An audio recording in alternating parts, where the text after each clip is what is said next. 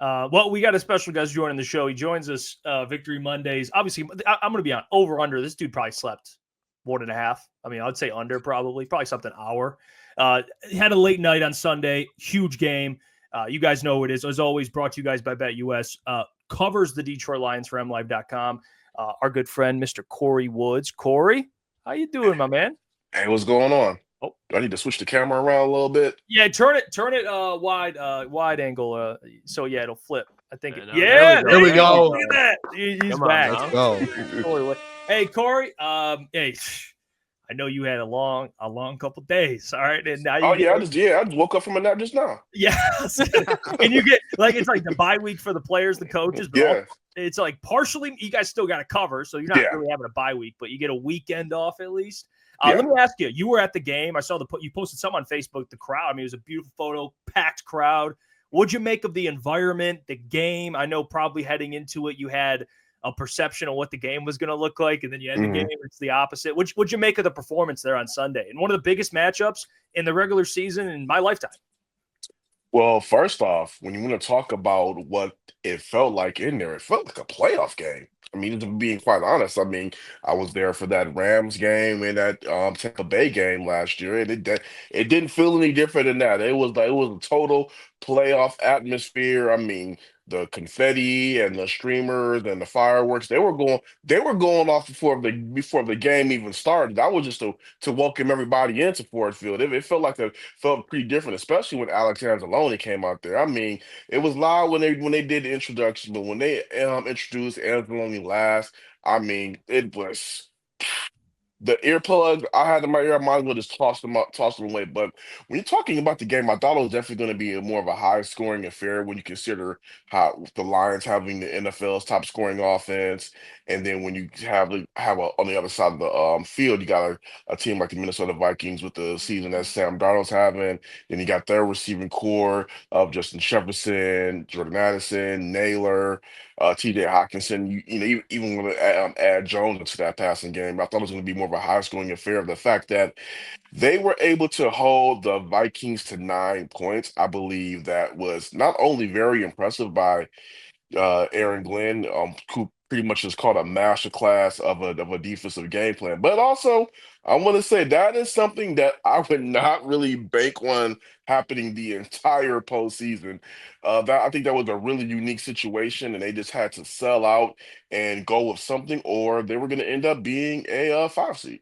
I interrupted today's video to tell you about the sponsor, and that is BetUS. But not just BetUS. You can head over to BetUS Casino and potentially spin your way into massive jackpots with BetUS Casino and all of their amazing deals. 200% sign-up bonus for up to $5,000. Yes, and a 250% sign-up bonus for crypto up to $5,000. Head over to BetUS and go have a blast. I like playing slots. It's a lot of fun, and I know a lot of you guys and girls out there do as well. So head over to BetUS and go have some fun at the BetUS Casino. Let's get back to the video. Yeah, Kory, hey, just the defense there. I do want to ask you about, obviously, the return of Alex Anzalone. You could definitely see the presence and feel it just based off of, the run game. It looked like it. In coverage, like everything, it felt like Anzalone's presence was known. What are your thoughts on his performance, and even going forward, like with that injury and a week off, do you think he just keeps getting better and kind of progressing towards being, a fully healthy Alex Anzalone in the playoffs? Well, my co-host, on our Dungeon of Doom podcast, Ben Raven, he said that you can still kind of feel the plate, and Angelone's arms. So, I mean, he was in some pain after that game, but it was a good kind of pain because they won the game.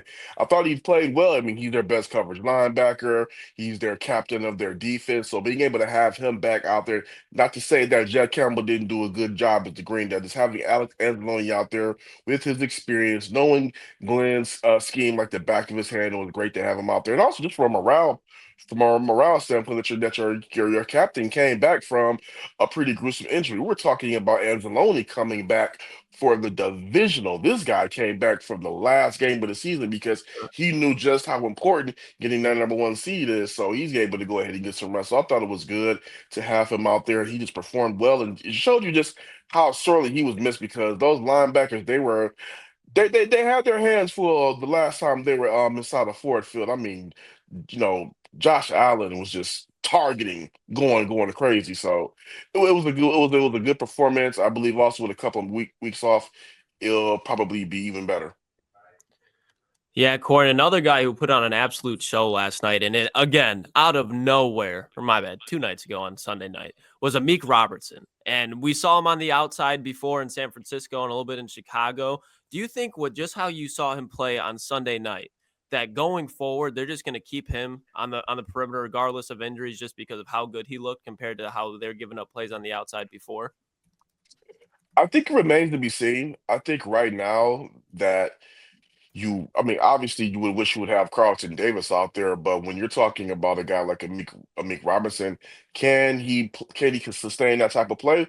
Who knows? But I believe that the Lions are going to go game by game with how they're going to manage these defensive assignments because you still got a lot of key pieces that are going to be out along the rest of the way. And again, they don't know who they're going to face yet. Even Dan Campbell talked about that. So I believe once they figure out who they're going to be playing in the division, I think they're probably going to tailor those matchups to that. And I believe having Aaron Glenn go to you, Amik Robertson, on Tuesday and say, "Hey, you're going to be covering Justin Jefferson." I believe that's just a big vote of confidence in his abilities and what he's been able to do. I mean, Amik has played sensational to me this entire season, but he turned in his best performance the last game of the season. I think it's possible we could see him back out on the outside, depending not on the divisional, but I believe it's going to be depending on who they play and how they want to go ahead and maximize those matchups. Yeah, Corey, I mean, Dan addressed some injury updates. I'd like to know your kind of opinion on some of the guys. Carlton Davis, he addressed Derek Barnes, those Aiden Hutchinson, he's leaving the door a little open just in case. But those guys are ruled out for pretty much the entire year. But David Montgomery expected to be back. It's huge they get the bye week. What kind of impact do you think Dave Montgomery has? We know what impact, but I guess how does he help this team now? Now seeing them without him, knowing Jameer played well, but now getting him back for the postseason, what kind of impact will he have? And then your reaction to kind of the other guys being ruled out officially now for the rest of the year. Well, like you said, I'll go ahead and start with David Montgomery. Let's be very clear. Jameer Gibbs has played sensational, and he's shown that later on down the line, depending whatever the Lions are doing a couple of seasons from now, because remember they re-signed Montgomery to a 2-year extension. Maybe in a couple of years they might want to just go ahead and go with Jameer being the full bell cow. That's an option that they could have, but for right now, getting David Montgomery back is only a plus because no disrespect to a Jamar Jefferson or a Craig Reynolds, but if you're able to have Gibbs and Montgomery, the Sonic and Knuckles combo out there, the Thunder and Lightning, where either one of them can be Thunder and either one of them can be Lightning, having both of those guys out there is only a plus. You're able to, and it just gives this offense more weapons to work with and other opposing defenses more things to have to game plan against, and you don't know which way they're going to hit you over the head. So being able to have Montgomery come back is only going to be a plus. I believe it also take some of the wear and tear off of Gibbs having to do shoulder most of the load. When you talk about some of those other guys, Derek Barnes, he's been back in the building. We have seen him, I've seen him more than once. And they said it was a season-ending injury. Same thing with Aiden Hutchinson. I just believe that, like you said, they're leaning more with keeping the window open for Aiden just based off of the way that he's recovering. So they're not going to rule him out. But again, those guys have season-ending injuries. And Carlton Davis, yeah, coming back from a broken jaw in 6 weeks, I mean, he might be healed, but is he ready to go? And just think about a guy having to bounce around and move around, just coming off of a broken jaw, and he's on the early side of that return. I believe it was really smart on Dan Campbell to err on the side of being how can you say safety or being more practical because one thing about this coaching staff since they've arrived here is that they don't play around, they don't BS you when it comes to injuries. If they feel a guy has the chance to come back, they're going to leave that window open, but if they believe that that window is shut and there's no absolute chance of it happening, they're really adamant about that. And we've seen that when they talked about Davis and Connor. Yeah, hey, Kory, over the news the last 24 hours in the Lions world and sports world, it's been like all of these head coach firings, and then all these names are popping up in different spots. And obviously, I think one of the biggest names that's getting talked about the most right now is Aaron Glenn. And then obviously everyone knows that Ben Johnson's getting talked about as well. What are your thoughts on kind of where these guys land? Do you think both of them end up leaving? Do you think maybe one of them stays? And, either way, if so, where do you think they land? If they do leave for a head coaching position? Well, I definitely think that Aaron Glenn is gone. I think he's definitely out the window. I mean, out the door. Just the way that he's been able to just work with this patched up defense over pretty much basically most of the season, and then just the performance, the guts he had for the game on Sunday night. I believe that has him out the door. If I were a betting person, I believe that he returns to New Orleans and takes that head coaching job. Um, could he go elsewhere? Yes. But I don't see him going to the Jets. I don't see him going to the Jets. I don't see him going to the Bears or the Jaguars or New England or like that. I think he's pretty much a shoe-in to get that Saints position. When you talk about Ben Johnson, though, Ben Johnson's a really interesting scenario because there are several places that will probably be ideal for him. I mean, I think Jacksonville probably would be the most ideal situation for him. You have pretty much a young team that just needs a real leader to come in there and step and get things going the right way. Still got a young quarterback in Trevor Lawrence you can work with. Things look good for him out with the Bears, but I will say it's still kind of really tricky because even though Ben Johnson says that he has that fire in him that wants to kind of test his hand at coaching, does he really want it? And Yeah. that's the real thing right there. So I believe that, if both of them want head coaching jobs, both of them are gone. But if I definitely think that Aaron Glenn is a shoe-in to be gone, Ben Johnson is kind of like the mystery. And something kind of that lingered at the end of the game, because we're on the negative subjects a little bit, Kory, talking about AG and Ben Johnson potentially leaving. And it didn't seem too serious, but Kevin Zeitler kind of looked like he pulled up. Maybe it was a hamstring, could have been something. Just don't know what it was, but it looked like he was limping a little bit towards the end of the game. Did you hear anything about that? And what did you make of the injury? Any updates coming from him? From what I've been hearing, they feel pretty good about him, moving forward. So that's what I've heard. Obviously we'll see what the official word is, when they start, practicing again, start their real preparation for the divisional match. But from what I heard, they're confident about him, but he did, little banged up. Okay.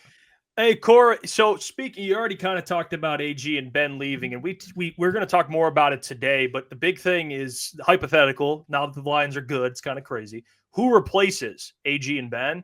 That's always going to be the conversation. And I think for good organizations, great organizations, typically it's inside. You're looking at guys that you're going to promote from within. Calvin Shepard's more deserving. Tanner Engstrand's kind of been rumored. But the point I made yesterday, Kory, and I'd like your thoughts on it. The thing that I'm battling, and I don't know what's going on with Tanner or Kelvin, is the thing we get the most often is, well, what happens if AG takes Kelvin or Ben takes Tanner? But my argument back to that would be, and Kory, I love your perspective. If I'm Tanner or I'm Kelvin, why would I go with AG or Ben and I wouldn't be able to call plays and I'd be going to a worse situation? Wouldn't you want to stay with the Detroit Lions, get this defense if you're Kelvin, and get this offense if you're Tanner, and call plays? Am I crazy for that? Or do you think there's a real possibility that AG and Ben just take some of the assistants with them? I think there's something on both sides of that coin. I mean, yeah, if you're either one of those guys, then Ben Johnson or Aaron Glenn leaves, and the Lions want to tab you as being their guy. I mean, why not? I mean, Right. why not go ahead and just step into that role and be able to inherit a young top defense, a young top offense. But on the flip side of that, let's say they go ahead and run this table and win this Super Bowl. Well, you got a ring. Do you want to stay in Detroit and continue to keep on going, or do you want to follow your mentor if you're in the like Kellen Shepard? If you guys win this ring, do you want to stay in Detroit with Dan? Not saying you have any issues with Dan, but do you want to stay in Detroit with Dan, or do you want to follow your mentor to wherever he goes, help him lead that defense for him, and then who knows? might get a bigger bag when you leave with him. I think money will talk in that situation as well. So I think it's a unique situation that will really determine that will really figure itself out depending on how this postseason run ends for the Lions. Hey, Kory, another question I had here, just kind of looking forward to the playoffs after this week. I just want to know kind of your perspective on who you think the better matchup. Obviously, we got to see them play the Rams earlier in the year and the Vikings just a week ago and twice this year. If you're looking at it, who do you think the Lions would rather play going into this divisional round? Do you think they would rather see the Vikings or rather see the Rams? And essentially, it's both of them like a third time. Klotz could bring it up to me about how like the Rams, you've played them in a calendar year twice already, and the Vikings twice too. So, what are your thoughts on that? Well, I know a lot of people are saying, and I'm of the mindset too, so I don't want to say a lot of people. The mindset is that, beating a team twice as hard, beating them three times in the same season almost seems very impossible. And that would be the case if the Lions had to face the Vikings. And then if they had to face the Rams, and they would have to beat the Rams twice in the same season. I mean, they did that last year with the Buccaneers. But when I was speaking to Khalif Raymond after the game, he said, heck, skip all that. Beating a team once in the NFL is tough as it is. So I don't think for the Lions, I don't think that they really care who they face. To be quite honest, I believe if Sam Darnold and the Vikings have to roll back in there again, I believe that the Lions will have an answer for them. But I will say this though, if they gotta face the Rams, that quote that Dan Campbell had it when he spoke to Kevin O'Connell, see you again in 2 weeks. Rams already got wind of that. They're already fired up about that, and they're already talking about making somebody eat those words. So that's some bulletin board material for those Rams. And they end up beating the Vikings and end up rolling in the fourth field. That's going to be a very interesting scenario. I mean, we've already done the whole Matthew Stafford, Jared Goff, the storyline that's been done over and over. Now we have a new piece of material to work with where the Rams pretty much just felt like they were getting slided, and who knows how they come in there and play. So, I don't think the Lions really care who they face. I think they're ready for whoever. I think that whoever has to go in the Ford Field, they're going to a hornet's nest. But I will say that if it is the Rams, it's pretty interesting now that they have some bulletin board material to work with. Yeah, Kory, I've been harping on it for weeks that the Rams are honestly, they scare me probably more than the Eagles just because McVay, Stafford, that scares me more than Sirianni and Hurts does. And that's no disrespect to those two, but when you talk about McVay and Stafford, those are two Hall of Fame type of guys. Now, switching it to hopefully could be a Hall of Fame type of guy in Sam LaPorta, he continues to build weeks and weeks and weeks together where he's just looking like the Sam LaPorta of old. Do you think with David Montgomery coming back, Sam LaPorta is going to have his volume reduced a little bit, or do you think he's going to still stay on this pace where he's just been the Sam LaPorta of old that we expected at the beginning of the year? I think the decline will fall off. I don't know if we want to say it's you, but the negativity around Sam Laporta's play is kind of being a little bit exaggerated. I mean, the guy was injured, missed the game. But also too, Jameson Williams emerged as well in this offense. So that took away from some of Laporta's production. And also Jahmyr Gibbs emerged a little bit in the passing game as well. So you have to factor those things in, Laporta's injury, and the guy still made NFL history by having 600 plus yards and 6+ touchdowns in his first 2 seasons. So, I mean, even with the quote unquote slip, he still made NFL history. So I think that right now he's just pretty much just coming back off of, I think he's kind of just finding his way back to his self as far as health wise. But I mean, I believe if getting him back and more involved in the offense will be key. But at the same time, it's not like he did anything wrong Right. per se outside of just being hurt. But even again, while he was hurt, he was still productive. He had one weird game. I will say it was a Lions home game. I can't remember where it was. I want to say it was the Titans. I could be wrong about that, but it was one of those games where him and Goff were just not on the same page chemistry wise. They were just the connection was just not there. But aside from that game, I think Laporta just played pretty much fine, especially with the injury. Okay. Hey, great stuff as always, Kory. We appreciate you, man. And you know what? Enjoy the weekend. Watch some football. And Oh, then yeah. Oh, hey, I'm watching. and you know what, Kory? Hey, you're going to be able to cover a Super Bowl. I do believe it. You're going to do a great job. Keep up the great work, and we'll see you next week, my friend. Appreciate Thank you. I'm just gonna say this real quick. I feel I'll be covering the Super Bowl, just not the one everybody thinks it will be. Oh, wait. No. You can't. Yeah, no. you can't just You leave can't off leave that. on that. You can't leave Whoa. on that, Kory. I'm just going to drop the biggest hot. I said it on my Facebook. I'm going to drop the biggest hot take that anybody has seen, and they can rake me over coals for it. You heard it here, and again, if it's a bad one, rake me over coals, clown me. Lions, Chargers. I knew he was going to say Wow. the Chargers. He's having That's- Harbaugh coming back. Oh, Wow. that would What be a way- crazy. What a Justin way- Herbert. Oh, I my know. gosh. It's just look at this guy. Just right before he leaves. I like drops it, that. Kory. I mean, like that's it. impressive. All right, Kory, we'll talk to you soon, brother. Peace. There Appreciate you you, go. Kory. Kory Woods.